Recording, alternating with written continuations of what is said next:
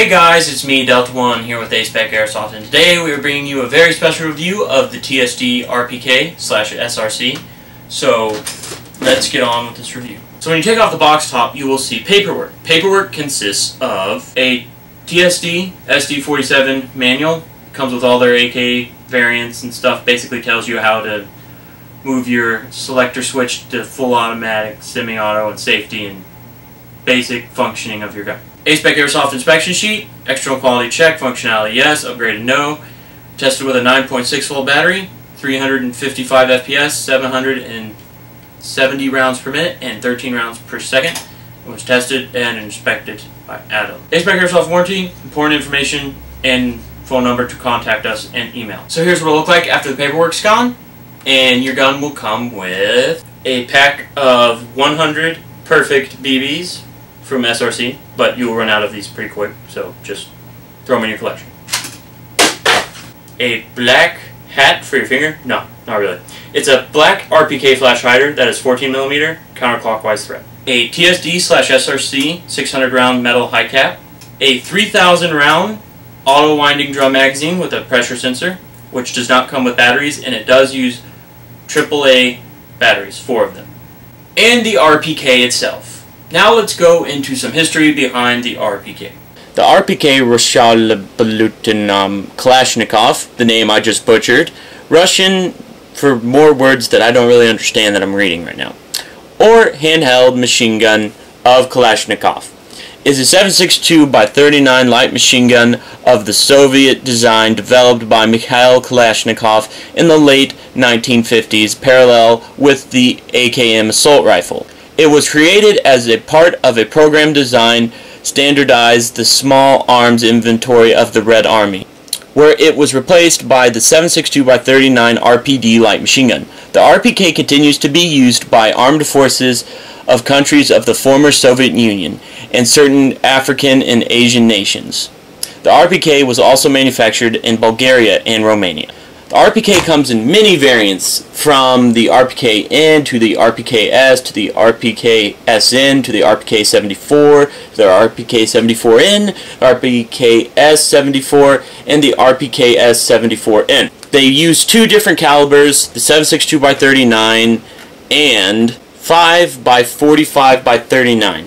The RPK was designed in 1961 and produced 1961 through 1978. The RPK has been used in many wars, such as the Vietnam War, the Cambodian War, the Soviet War in Afghanistan, and many other wars of that nature. Although the RPK was replaced by the RPD, it is used by many countries, everywhere from Afghanistan to Chad to Cuba to Mongolia to Poland and Romania, even Yemen. Now that we're done with that, let's talk about some of the features behind the RPK.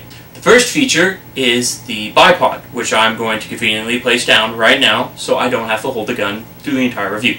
To get the bipod down, simply pull this lever off. It does take quite a bit of force. Your bipod will come out, and as your bipod comes out, you then simply let it come out just a bit, pull down and out, and rest down like this. To put it back, simply reverse the process. The bolt, simply pull back, and it exposes the hop-up unit right here, which is metal. Then the bolt goes forward, so there's no purpose at all but to reveal your hop-up unit. The selector switch is on safety. Simply push down, fully automatic, semi-automatic, and push up to safety. The magazine release on this gun is ambidextrous. Simply pull this, and your magazine comes out, and just slide back in. It has a trigger guard right here, which is metal, so it can protect your trigger. And it's actually quite spacious, so you could probably wear some pretty big gloves when if you're playing a winter war, and it won't really get in the way because there's a lot of room right here. So it's good for winter. The rear sight to the RPK is adjustable. It has the Russian characters that say 0, 1, 2, 3, 4, 5, 6, 7, 8, and it's adjustable all the way to 8. Okay. And if you want to be creative, you can just flip it over and I guess use it as a grenade sight, or however you would want to use it. It has an adjustable front sight as well. Simply find a front sight post adjuster for an AK and it will go up and down. The RPK has a 14mm counterclockwise thread. So when you align your sights, this is what it should look like. Both sights are adjustable, as I have stated previously, but just thought we'd give you a little demonstration of what it looks like. The RPK has 3 sling mounts located here, here, and here. Also features a fake cleaning rod right here, which is removable. To access the battery, simply push down on your butt plate right here, and it is a large Tanema connector. Another feature is that it can also take drum mags, simply like this. It can take any mag you want to it. We've put in 74 mags, and all sorts of other mags, waffle mags, all sorts of stuff like that. And the only mags that really didn't want to fit were the waffle mags. They do fit, it's a rough fit, but other than that, almost every mag is compatible for the RPK. Also, real quick, guys, tell us what you think looks better. A standard AK-47 mag, or a monster 3,000 round auto winding mag. Let us know in the comments. Now for the metal and wood components. Everything on this gun is metal except for the wood handguard, the pistol grip, and the stock. Everything else is metal. Sling mounts, body, outer barrel, everything else is metal. Literally, everything is metal. Now for the internal reports for the TSD RPK. Now for the internal reports to the TSD RPK. You see it closed, and now open! And now for the internal reports to the TSD RPK. First, we're going to talk about the spring guide, then we're going to move to the spring, piston, piston head, then the gearbox, and then after that we'll do the motor. As you can clearly see, I have the shells split apart. The right shell's on the right and the left shell's on the left. The spring guide has got a washer on it to let the spring rotate freely and create less stress, which is very nice. Like how they've done that. It is a M110 spring. You know, just an M110. Gets the job done. Polycarb piston and a polycarb piston head. Now for the gearbox. The gears are very, very well made. They're high torque, very nice steel, not going to break on you. Very nice, I like it.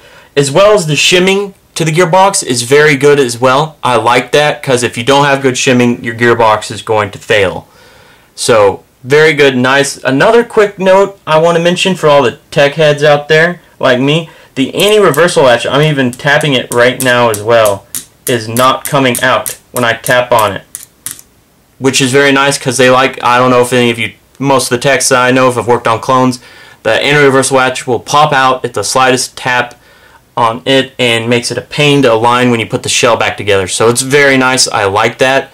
And for those people who are going to notice, well, the spring's not in there. I did that same thing with the spring in there. So, works very nice. The tappet plate is polycarbonate. I like it. It's a good tappet plate. It has a bore-up cylinder with no holes in it, so it allows for the utmost compression and more FPS. A polycarb cylinder head, a polycarb air nozzle, and a polycarb trigger housing. So when you pull the trigger, it's just polycarb. But anyways, to explain to the people who don't know how this works, is there's trigger contacts. When you pull this back, it goes up into here, which tells it basically, when you push it forward, allows the trigger contacts, whoops, strong magnet, allows the trigger contacts to basically current the energy to the motor, which allows this to spin and make the gearbox work. Anyways, that's pretty much it for the gearbox. I'm very impressed with the shimming. I like the shimming in the steel gears. That's a plus for me. And the 6mm bushings, that's good. They're steel, so they're not going to buckle on you like plastic ones will. So I really like that as well. Now I'm going to do a little special segment on this motor because this motor packs quite a powerful punch. Okay, so for the SRC motor, it's very good. I like it. Some people have complaints. They say it locks up on an 8-volt. I've only had that problem one time, and that was with a China battery. But besides that, I've heard that problem. I honestly don't think it's that much of a problem because I honestly don't use an 8-volt. I use 9.6, 7.4s, and 11.1s on some of my guns. Other than that, the reason why this motor is so good, I'm going to demonstrate for you right now. I have multiple of these motors around right now. See, they're so strong you just can't let them just sit next to each other. Sorry if I wobbled the camera, guys. Is that a way you demonstrate a motor is how much magnet power they have. And what I'm going to do for you guys today is I'm going to take a large type 9.6 4200 milliamp and I'm going to clip it to this clip And if I hold it by the motor and it can hold this up, that's a very strong motor. So I'm going to do that right now.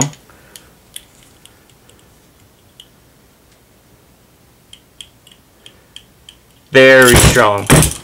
It slipped off right there. So, I mean, it can hold it very nicely. As you can see, it is off the ground. So, very good motor. I like it. But here's where I'm going to show you the true test of this motor's power.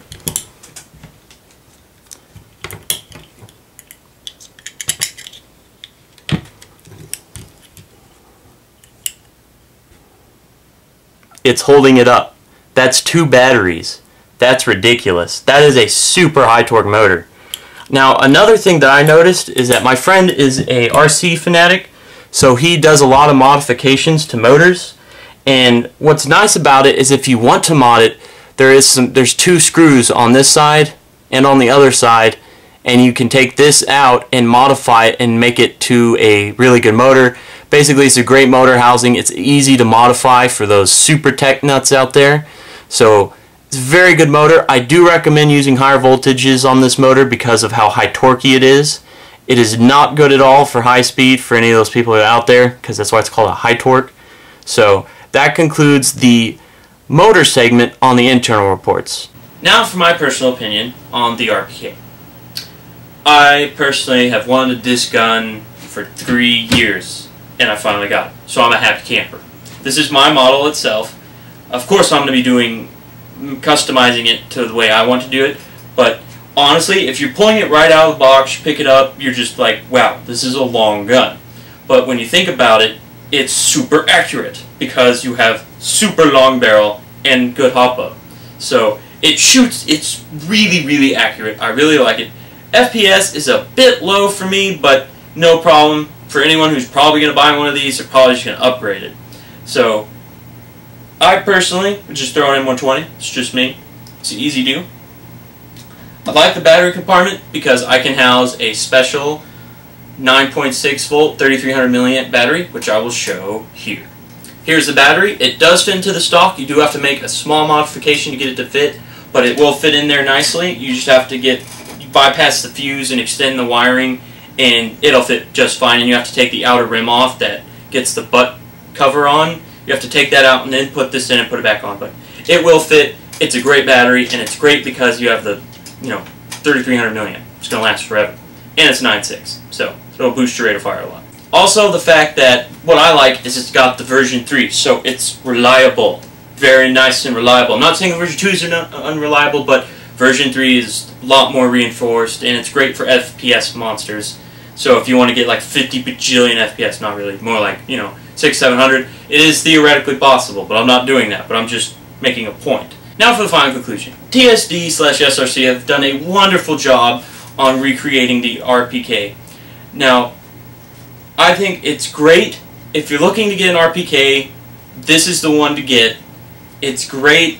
I love reinforced gears, as I stated in the internal reports. Nice metal bushings so it won't buckle out under you like plastic ones would. And great high torque motor, as I demonstrated earlier in the internal reports. Really good, long barrel. You want it. Final conclusion, basically, if you want to have a support gun, you make this a support gun. You want a sniper rifle, you can make this a sniper rifle. You want a marksman weapon, make this a marksman weapon. You can rush with this weapon, but it's really long, but it's light enough to do it. Don't really recommend it for that. And CQP, no. CQB, absolutely not. Anyways, it's a great support marksman sniper rifle. Whatever you want to make this, you can even use it as a assault rifle. So, final conclusion, it does what you want it to do, and it can cover multiple purposes. So, I think it's great, and this has been A-Spec Airsoft's review of the TSD RPK. Thanks for watching.